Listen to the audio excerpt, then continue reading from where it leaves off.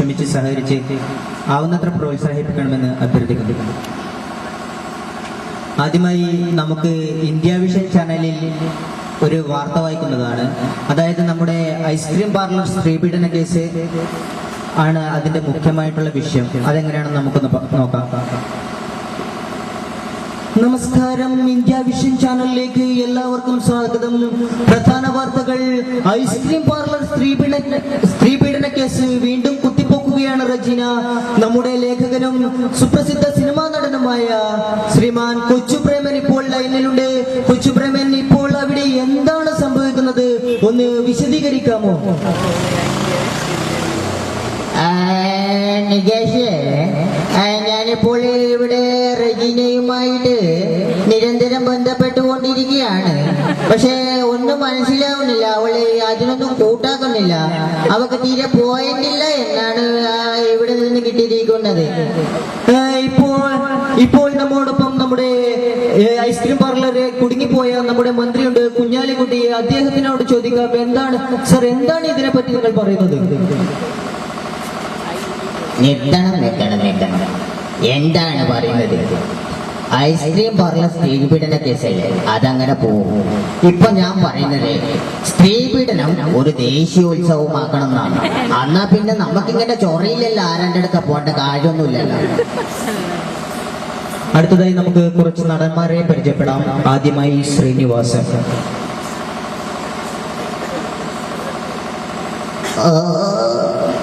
ശ്യാമളെ, എന്തായിരുന്നു എന്റെ പെർഫോമൻസ്? ആ ചൂടുവെള്ളം ചൂടാക്കുന്നു, കോഴിയെ മുട്ടയടിപ്പിക്കുന്നു, ഏത്തപ്പഴം പുഴുങ്ങുന്നു. അച്ഛൻ ഇതിലെ വന്നപ്പോ ഞാൻ അതിലെ പോയി, അച്ഛൻ അതിലെ വന്നപ്പോ ഞാൻ ഇതിലെ പോയി. പോയിട്ട് പിന്നെ വരാം. അമ്മാമേ, ഞാൻ എന്റെ ഈ ചെവി കൊണ്ട് കണ്ടു, ഈ കണ്ണുകൊണ്ട് കേട്ടു, ഓൻ ചാതിയനാണ് അമ്പ്ര. അടുത്തതായി ലാലു അലക്സും ഷീലയും ഒരു സ്കിറ്റ് അവതരിപ്പിച്ചാൽ എങ്ങനെയിരിക്കും?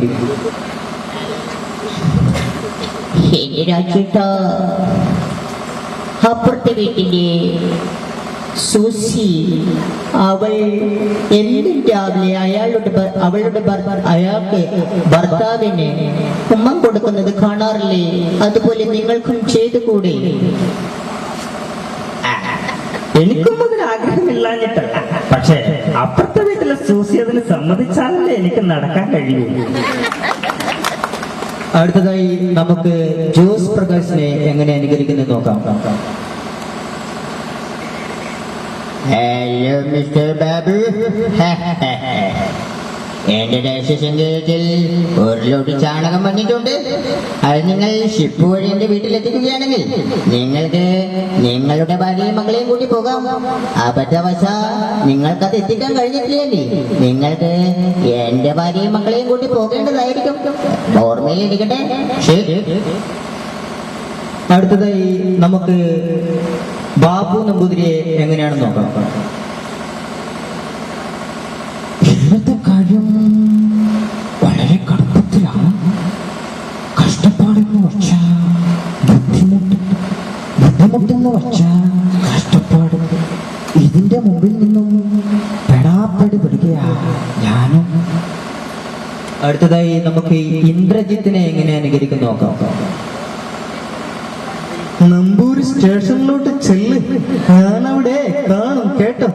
അല്ല പിള്ളേച്ച ചോദിച്ചു നോക്ക്, ചെല്ലപ്പോ മീശമാധവൻ രുക്മിണിയിൽ വിത്ത് പാകി കാണും. അടുത്തതായി അസീസിനെ എങ്ങനെ അനുകരിക്കുന്നു നോക്കാം. എടാ കൊച്ചനെ, കളിക്കഴിച്ചപ്പോ പോലീസുകാരന്റെ മെക്കിട്ടായോട് തന്റെയൊക്കെ കളി ഇത് അധിക കാലം നടക്കില്ല കേട്ടാ.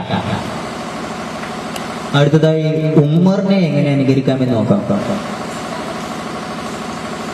മോളി മഹേശ്വരി, നിന്നെ ഞാൻ അറിയും, നിന്റെ അമ്മയെ ഞാൻ അറിയും, നിന്റെ അമ്മൂമ്മയെ ഞാൻ അറിയും, നിന്റെ അമ്മൂമ്മയുടെ അമ്മൂമ്മനെ ഞാൻ അറിയും. കാരണം ഇവരെയൊക്കെ ഞാൻ പീഡിപ്പിച്ചതാണ്. അടുത്തതായി ഒരു ഷേണായി വിളിക്കുന്നത് എങ്ങനെയാണെന്ന് നോക്കാം.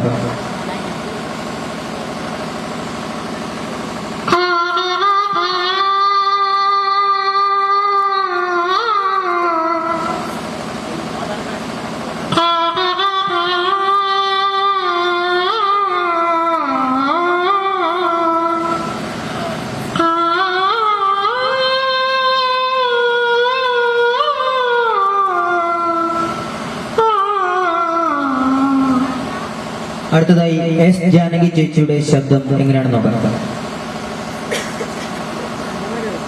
നാഥ നീ വരും കാലൊച്ച കേൾക്കുവാൻ കാതോർത്തു ഞാനിരുന്നു. പാവക വീജിയിൽ എന്നിഴൽ പക്ഷികൾ തൂവൽ പൊഴിച്ചു നിന്നു. നാഥ നീ വരും കാലൊച്ച കേൾക്കുവാൻ. അവസാനമായി കുക്കുരു കുക്കു കുറുക്ക എന്ന ആ പാട്ട് പാടിയ ബേബി വിദ്യയെ അനുകരിച്ചുകൊണ്ട് ഞാൻ എന്റെ മിമിക്രി നിർത്തുന്നതായിരിക്കും. അത്തിലി പറങ്കിത്തായി സിറ്റുമ സിറ്റുമ സാ അച്ഛനും കൊച്ചനും കൊച്ചനും എത്തി